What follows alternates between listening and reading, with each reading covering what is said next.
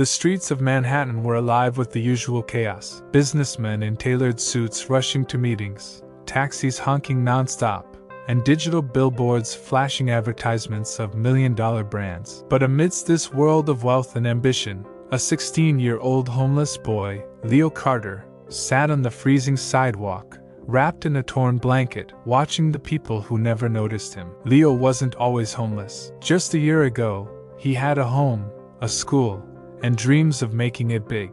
But after his father's tragic death in a car accident, and his mother's struggle with illness, medical bills piled up. The landlord threw them out. And just like that, Leo and his mother found themselves on the streets. His mother didn't survive the winter. Now, he was alone. At night, while other homeless people begged for food, Leo did something different. He read. He would sneak into public libraries and study finance, stock markets, and business strategies. He wasn't just trying to survive, he was trying to learn how the rich stayed rich.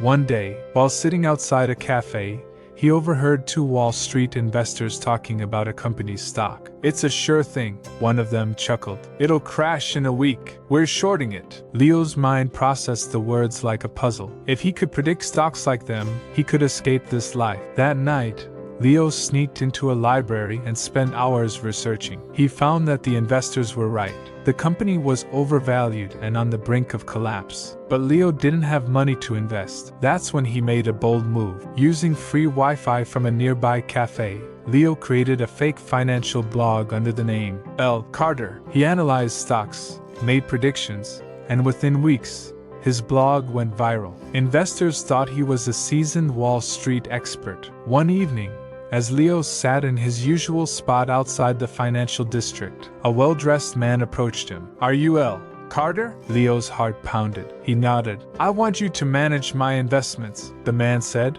handing him a $10,000 check.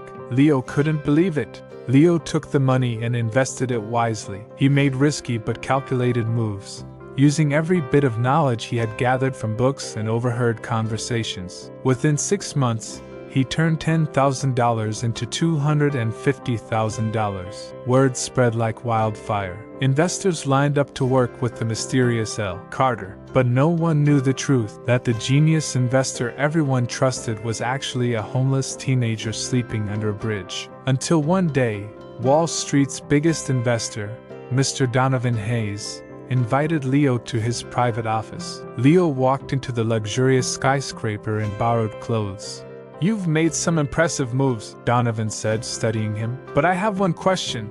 Who are you really?" Leo took a deep breath. "I'm just a kid who was tired of being ignored," he said. There was silence. Then Donovan laughed. "I like you," he said. "How about you work for me?" Leo accepted the offer, but on one condition. "I don't want a job. I want a partnership." Donovan, impressed by the kid's audacity, agreed. In just a year, Leo went from being homeless to owning one of the fastest-growing hedge funds on Wall Street.